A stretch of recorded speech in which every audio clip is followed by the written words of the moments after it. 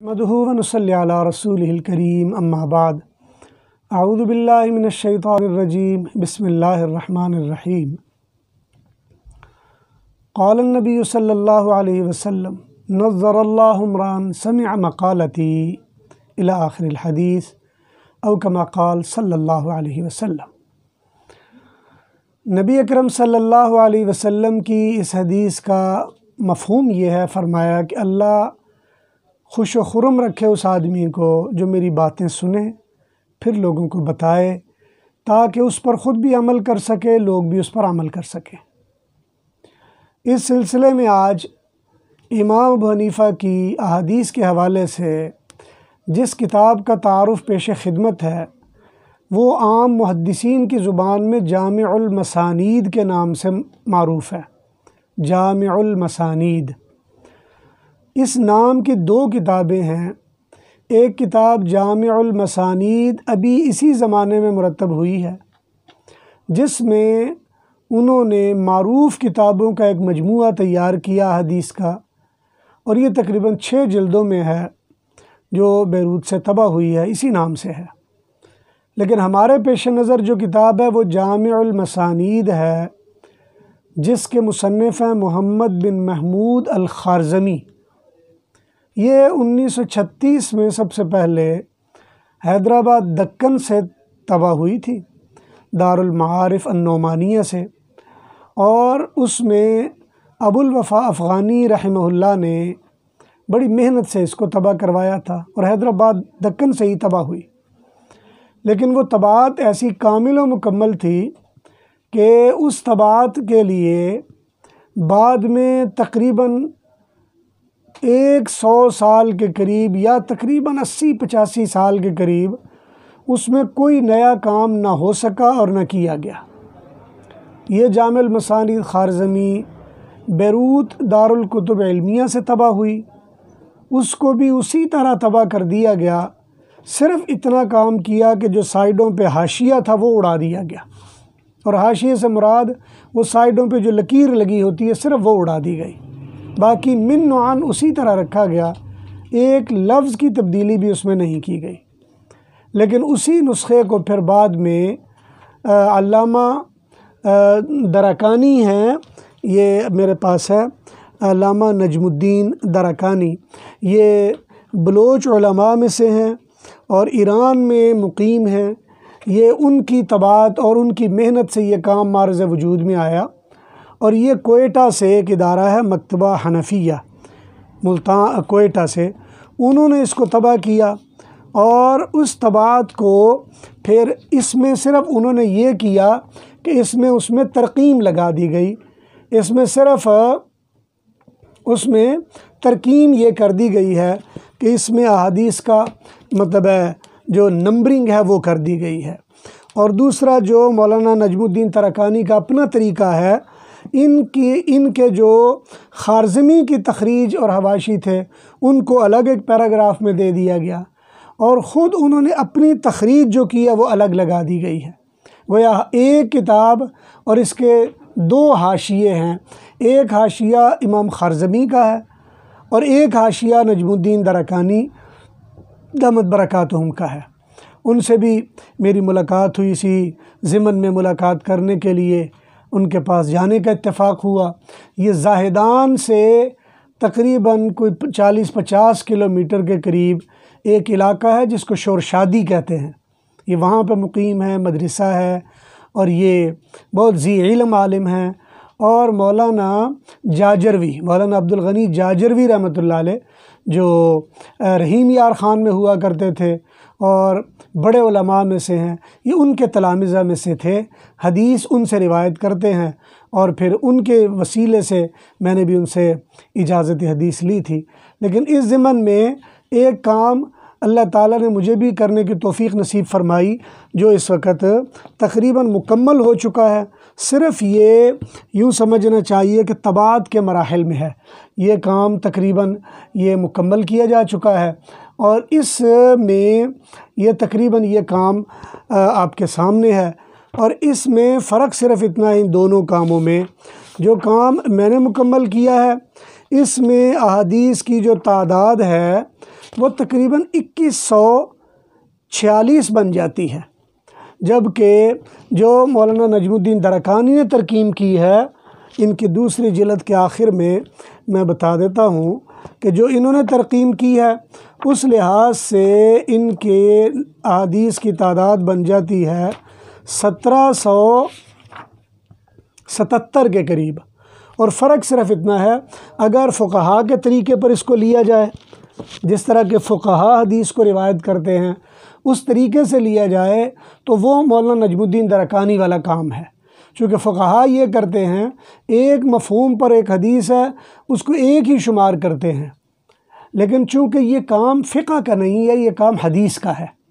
اس لیے میں نے کوشش کی اس کو محدثین کے طریقے پر مرتب کیا جائے۔ بعض اوقات علامہ خارزمی کیا کرتے ہیں کہ وہ فی روایت کہتے ہیں،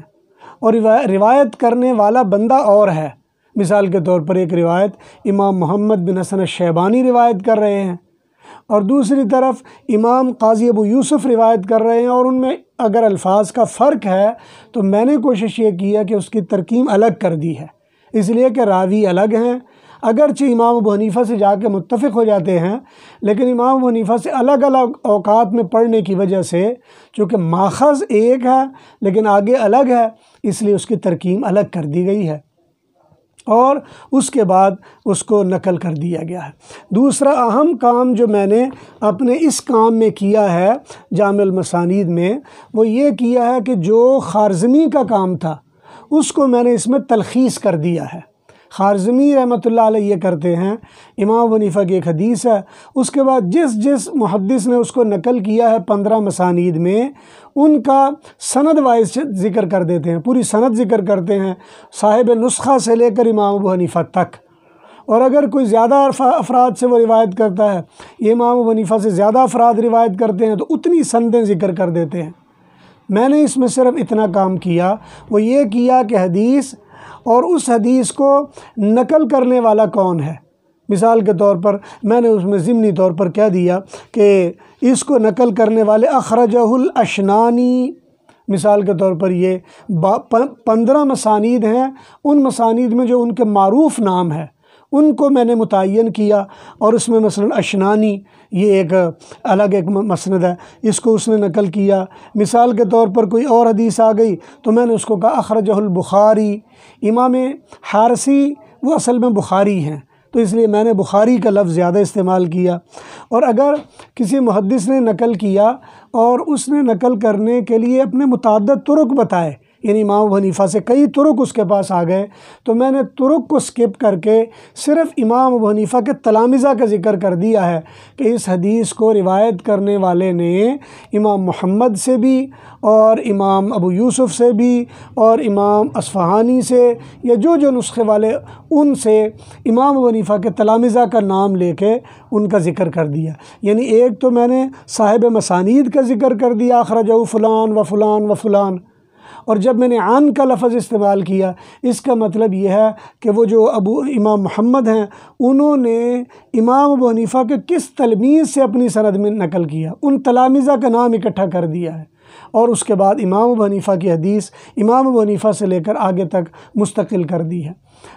تیسرا خوبی یہ ہے کہ جو امام ابو حنیفہ رحمہ اللہ کے بارے میں اس کتاب کے مقدمے میں امام خارزمی نے 10 بنیادی خوبیاں رکھی ہیں۔ وہ فرماتے ہیں کہ یہ 10 باتیں ہیں جس کی وجہ سے امام ابو حنیفہ کو باقی ائمہ پر فوقیت مل جاتی ہے، اور اس میں ایک انہوں نے نقل کی کہ امام ابو حنیفہ کے بارے میں رسول اللہ صلی اللہ علیہ وسلم سے بشارتیں آئی ہیں، اور اس بشارت کے ضمن میں مختلف احادیث نقل کی گئی ہیں۔ ان احادیث میں جتنی نقل کی ہیں ان احادیث کے ضمن میں بعض اوقات حنفیت میں تھوڑا سا مسئلہ آنے کی وجہ سے لوگوں نے کہا نہیں یہ تو پتہ نہیں موضوع ہیں اور یہ کیسی ہیں، یہ ٹھیک ہیں یا ٹھیک نہیں ہیں، جبکہ حقیقت یہ ہے کہ امام شامی رحمہ اللہ نے الدر المختار میں اس کی توثیق کی ہے، اور وہ یہ کہہ رہے ہیں کہ اس کی اسناد اتنی زیادہ ہیں کہ اس کے بارے میں ضعیف تو کہا جا سکتا ہے لیکن موضوع کا تصور اتنی اسناد کی وجہ سے نہیں ہو سکتا۔ لہٰذا یہ جو علامہ نجم الدین درکانی ہیں انہوں نے وہ پوری فصل درمیان میں سے اڑا دی، اور اس کی بجائے وہ جو حدیث ہے لو کان العلم یا لو کان الدین بالثریا، یعنی اگر ثریا پر بھی دین چلا جائے گا تو ابنائے فارس میں سے ایک بچہ پیدا ہوگا جو دین کو دوبارہ زمین پر لے آئے گا۔ اور اس کے بارے میں چونکہ محدثین کا اکثر تذکرہ ہے کہ وہ امام صاحب کے بارے میں خوشخبری ہے، اور امام سیوطی نے بھی انہی کے بارے میں کہا، تو انہوں نے اس حدیث کو اور اس کے طرق کو نجم الدین درکانی نے اپنی کتاب میں ذکر کر دیا ہے، جبکہ میں نے اصل نسخے کو سامنے رکھتے ہوئے جو امام حسکفی سے مروی ہے اور جس کو حیدرآباد دکن سے انہوں نے طبع کیا، میں نے انہی احادیث کو یہاں پہ ذکر کر دیا ہے، اور ان احادیث کے بارے میں بھی واضح کر دیا ہے کہ ان مسانید میں سے کس کس نے اس کو نقل کیا ہے۔ اور ان میں سے خاص طور پر جو نسخہ ہے جو میں نے ایک مجلس میں نسخہ امام حماد بن ابی حنیفہ والا ہے، اس میں بھی تعارف، اس کے آخر میں بھی 2 احادیث ہیں جس میں امام حماد خود روایت کرتے ہیں حضرت انس بن مالک سے کہ جس میں امام ابو حنیفہ کی بشارت دی گئی ہے۔ اب اتنے زیادہ جب روایت کر لی جائے تو اس کو موضوع کہنے کی بجائے دیکھنا چاہیے کہ اس کی حقیقت کیا ہے۔ ہم بعض اوقات جدید دور کے طرز روایت حدیث کو دیکھتے ہوئے احناف کے طرز روایت حدیث کو پس پش ڈال دیتے ہیں، اور پھر اس کی پرواہ نہیں کرتے کہ حقیقت کیا ہے اور حقیقت کیا نہیں ہے۔ بہرحال اتنے طرق سے ایک چیز مروی ہو کر ہمارے سامنے آ رہی ہو، اس میں اس کو موضوع کا حکم تو نہیں لگایا جا سکتا، البتہ اس میں ضعف آپ کر سکتے ہیں یا کوئی اور بات کہہ سکتے ہیں۔ بعض لوگوں نے اس پر ابن سلط کے حوالے سے جرح کی ہے اور کہا کہ ابن سلط جو تھا یہ کذاب راوی تھا، حالانکہ ابن سلط وہ آدمی ہے جو امام ابو حنیفہ کا شاگرد ہے۔ اور ہمارے اپنے لوگوں کو اتنا سوچ لینا چاہیے کہ کچھ غور و فکر کر لیا جائے۔ اسی طرح بعض ہمارے دوست ہیں وہ جرح کے اندر مثال کے طور پر عطیہ العوفی رحمہ اللہ، ان پر جرح کی ہمارے اساتذہ میں حضرت مولانا محمد نافع رحمۃ اللہ علیہ تھے، انہوں نے حدیث ثقلین پر ایک کتاب لکھی، اور کتاب میں کافی ساری جرح عطیہ عوفی پر کر دی۔ عطیہ عوفی روایت کرتے ہیں ابو سعید خدری رضی اللہ تعالیٰ عنہ سے۔ اب جب ابو سعید خدری سے روایت کرتے ہیں اور جرح میں جن لوگوں نے بھی کی انہوں نے زور اس بات پر لگایا کہ عطیہ عوفی تو شیعہ تھا اور یہ ابو سعید خدری کی طرف ویسے ہی روایت منسوب کرتا تھا، اور حضرت مولانا محمد نافع رحمۃ اللہ علیہ نے حدیث ثقلین کتاب میں اس پر اچھی خاصی جرح کی۔ جب میری ملاقات ہوئی تو میں نے ویسے چونکہ میرے استاد بھی تھے تو میں نے عرض کیا کہ حضرت تھوڑا ہاتھ ڈھیلا رکھنا تھا، کیا ہوا؟ مجھے پوچھنے لگے کیا ہوا؟ میں نے کہا جی آپ نے امام صاحب کے استاد کو بھی نہیں چھوڑا۔ کہنے لگے وہ کون ہے؟ میں نے کہا امام عطیہ عوفی ہیں۔ کہنے لگے وہ کیسے؟ میں نے کہا جی آپ ان کی حدیث پڑھ کے دیکھیں، امام ابو حنیفہ ان سے روایت کرتے ہیں، کوئی ایک بھی امام صاحب کی مسند ایسی نہیں ہے جس میں روایت کرنے والا عطیہ عوفی سے روایت نہ کرے۔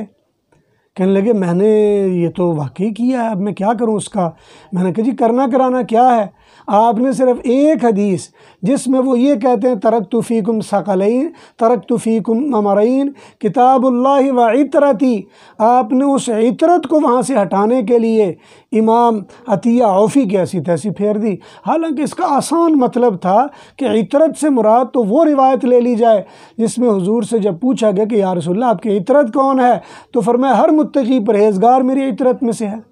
ضروری ہے کہ ہم اہل تشیع کا عطرت والا مفہوم بھی لیں اور پھر اس کو رد کرنے کے لیے اپنے اصول کو بھی خراب کریں۔ ہمارا اصول دونوں طرف واضح ہے، ہمارا اصول یہ ہے کتاب اللہ و عطرتی، کتاب اللہ و اہل بیتی، اہل بیت ہو یا عطرت ہو، اس سے مراد کل تقی نقی فہو آلی، یہ حضور کے الفاظ ہیں تو ہم اس کی حال سمجھتے ہیں۔ لہٰذا عطیہ عوفی یہ ابو سعید خدری رضی اللہ تعالیٰ عنہ سے روایت کر سکتے ہیں، کیونکہ امام ابو حنیفہ جب تابعی ہیں تو ان کے استاد کے تابعی ہونے میں کیا شک شبہ ہو سکتا ہے؟ تو اس لیے وہ اس ضمن میں امیہ بن سلط یعنی احمد بن سلط یہ روایت کرتے ہیں اور امام صاحب کے شاگرد ہیں، تو ہم بعض اوقات عام جو روایتی جرح و تعدیل کی کتابیں ان سے روایت نقل کرتے ہوئے جرح کرنا شروع کر دیتے ہیں، جبکہ ہمیں سوچ و بچار کر لینی چاہیے کہ ہم جرح کر کس پر رہے ہیں۔ ہمارے اپنے اصول و ضوابط اور قواعد ہیں،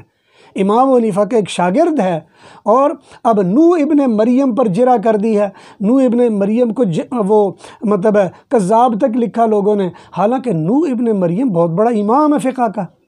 اور اس کے امام ہونے کے بارے میں کوئی شک ہی نہیں ہے۔ اب جب روایت کرنے میں آتا ہے تو اس کو کذاب لکھتے ہیں، حالانکہ بہت بڑا آدمی ہے، امام صاحب کے شاگرد ہے۔ اسی طرح ابو مطیع بلخی پر طنز آ جاتی ہے۔ تو مطلب یہ ایک لمبا بحث ہے، کسی اور وقت میں اس پر گفتگو مزید کر لوں گا، لیکن کوشش یہ کرنی چاہیے احناف کے حدیث کو جرح و تعدیل کے لیے بھی احناف کے اصول کو سامنے رکھا جائے۔ ہماری بدقسمتی یہ ہے، احناف کے جرح و تعدیل کے اصولوں کو سائڈ لائن کرتے ہیں، اصول کہیں اور سے لے لیتے ہیں، جرح و تعدیل کسی اور کی کر رہے ہوتے ہیں۔ تو مختصراً میں عرض کر رہا تھا کہ جامع المسانید للخارزمی، اس میں ایک باب ہے جس میں احادیث ہیں، جس میں امام صاحب کے بارے میں بشارات ملتی ہیں،